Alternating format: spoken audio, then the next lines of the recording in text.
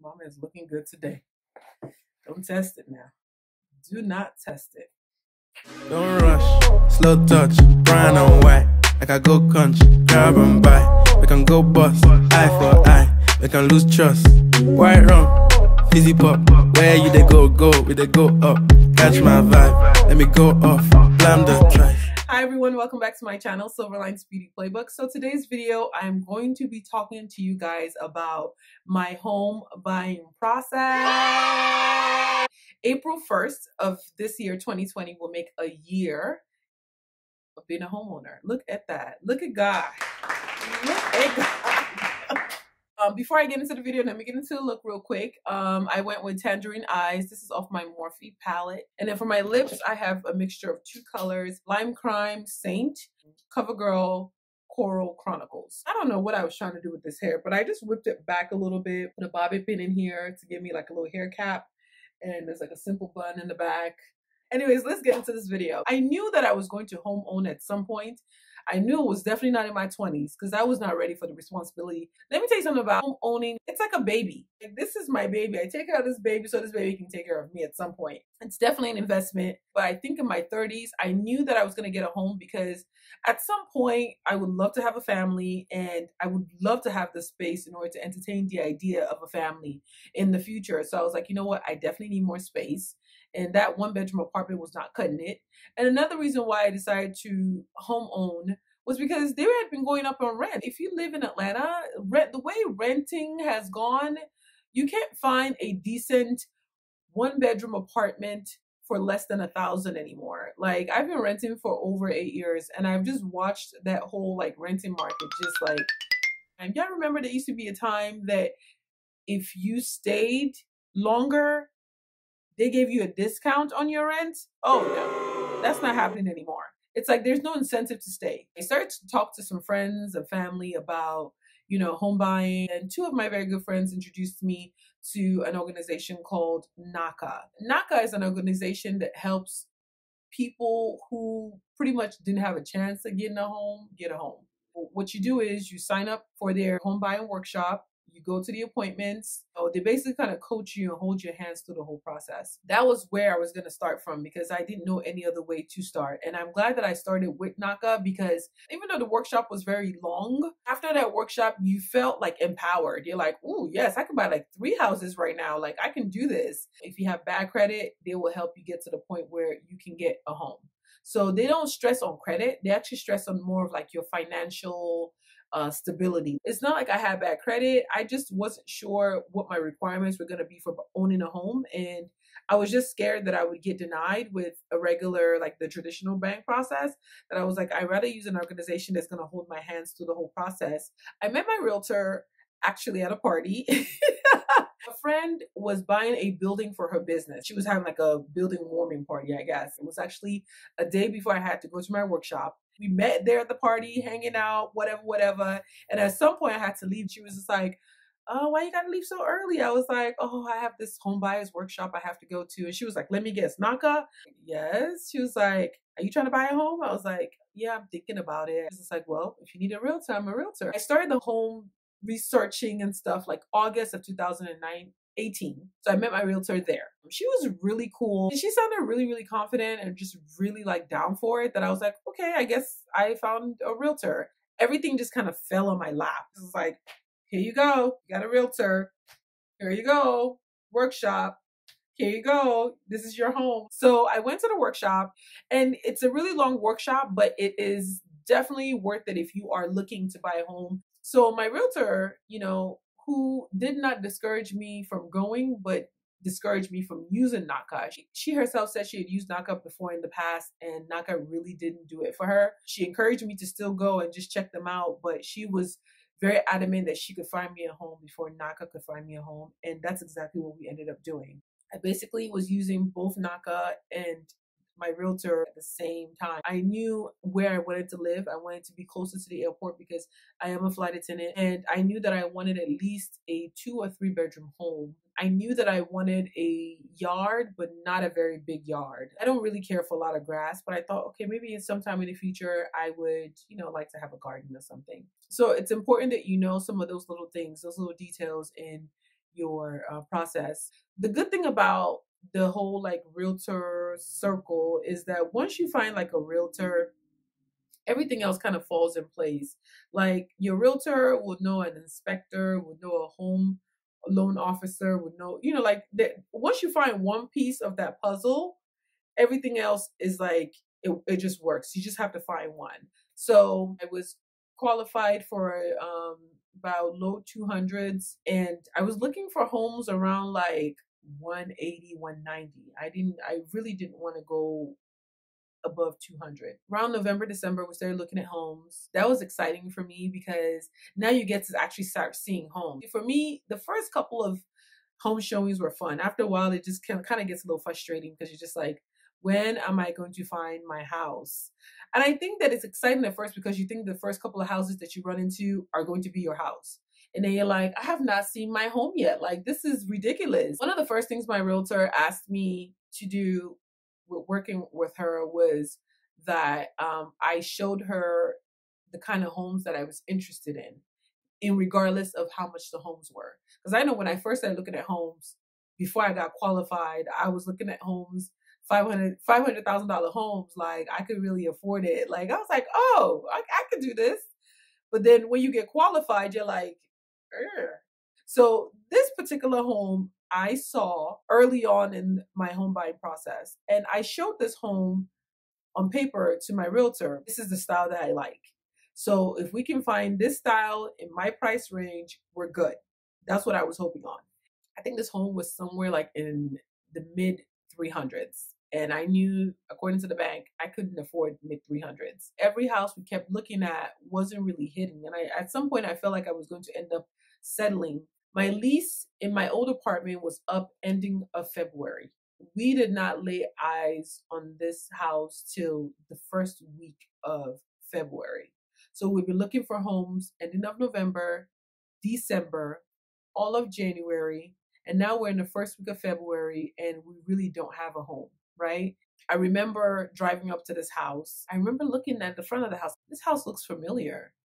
And she was just like, yeah, this is one of the homes you sent me. And I said, yeah, well, this house is expensive. I can afford this. And then she said, well, the house had been on the market for close to a year, I think like 9 or 10 months at that point. And the seller is thirsty to sell and they dropped the price. And I said, well, how much did they drop the price to? They dropped it down to like high 200s. And I was like, high 200s? I only qualify for low 200s. So guys, as soon as I walked into this house, I fell in love. I was just like, I am in trouble. This was the first time I was ever excited about any home. Like every other house was like, but this one, this has to be it. Like everything felt good. The views, the light, the amount of light that comes into the house, the space, the floors, the amenities, the accessories. Like I can imagine myself living in it. So my realtor was like, what would you like to do? I was like, how much can we offer? So I think we offered like $199. I don't want to go over, the 200s if I don't have to. And I asked her if 199 was okay. And she said it was fine. That was a good offer, especially for a house that has been on the market for a while. That was the same weekend of the Super Bowl that we put in the offer. We waited at least 2 weeks. I guess my offer was too low, but we never heard from them. I want to say like a week after that, somebody else put an offer in that they accepted. The house is gone. I was like so crushed. And at that same time, I felt like my realtor's energy also had just diminished. I felt like she was no longer like gingered in my process. I mean, I remember asking my realtor, like, did we do something wrong? Why didn't we hear back? And she just kept saying, no, we didn't do anything wrong. But in my hearts of hearts, I felt like something was done wrong, or something was just not done right. In that point, I think that blow from losing the house just messed up our energy. The week after Valentine's Day weekend, I broke up with my realtor. Sent her a text. She said she was going to be able to find me a house before NACA, and I was going through the NACA process. The NACA process was slow, but at some point with NACA, I stopped.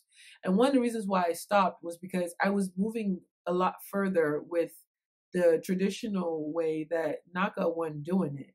And then Naka had the nerve to say something like, you're required to volunteer before you get your home and volunteer, I think, 2 to 3 times a year for NACA, even after owning your home. So I ended the NACA process and I focused on the traditional process. But to be honest, by mid-February, I wasn't sure that I was even going to continue. She ended up recommending somebody else. She was just like, I'm so sorry. Like, we're not seeing eye to eye anymore. And I wasn't even going to go with her recommendation. The lady who she recommended called me literally instantly. Like, I'm still in my sad, like, upset mode. And the lady calls me, God forgive me. I gave her so much attitude because I was just like, yeah, whatever. She came in guns blazing. She was like, hi, my name is this. This is what I do for a living. I don't have a side job. This is my bread and butter. I've been doing this over 20 years. And that was the difference between my first realtor and my second realtor. My first realtor had only been doing it for about a year.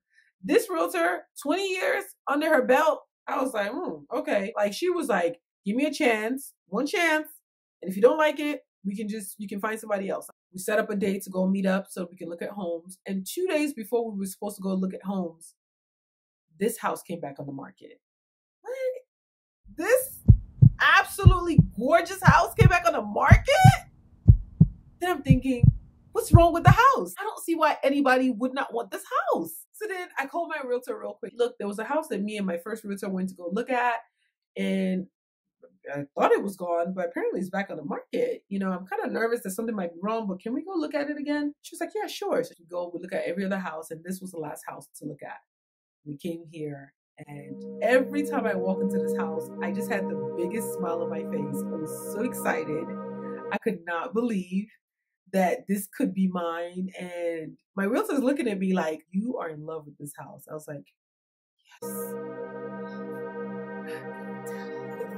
And I was like, I don't know what to do. I really want this house. This is the only house I want, and I can't get it. She's like, well, why can't you get it? And I said, because we put in an offer on this house before. They never even responded. She said, well, how much did you guys offer? And I told her, I think we offered like $199. And she was just like, that's why your offer was too low. And apparently, sometimes when a seller gets offers that are too low, they get so insulted that they don't even look at it. They don't even grace your offer with a response. In my mind, I knew that offer wasn't good, but there was no way that I could tell because I'm not the expert. And my realtor was like, I can get you this house if this is the house that you want. Well, how are we going to get it? She says, offer all it is that you got.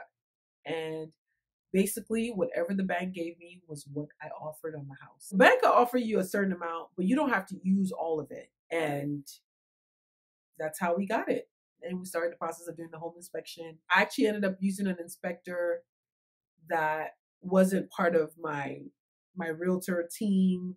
And that was because we want to find somebody who is separate from everything else, because some inspectors, because they're so thirsty to keep things pushing, they would skip important things that might be wrong with the house. And you might not know that it's been skipped, but everybody in the whole process only gets paid towards the sale. If there is no sale, nobody's getting paid. Inspector, you give them their money straight up. Everybody else has to wait till there's a sale of the home. So I ended up using a down payment assistance program. Look into that, guys, when you're buying a home, because you'd be surprised how much money there is out there that certain cities or certain states are giving to individuals for buying homes in certain areas. When it comes down to buying a home, when a house is yours, it's yours. Don't worry about somebody outbidding you or somebody taking your home. So don't be hooked on or be sad when something doesn't work out, because that home probably wasn't for you. Also, don't settle either. You want to make sure that whatever house it is, you at least are in love with it. It might not be the perfect home, but you just want that you are in love with that home. Also, don't be afraid to break up with your realtor.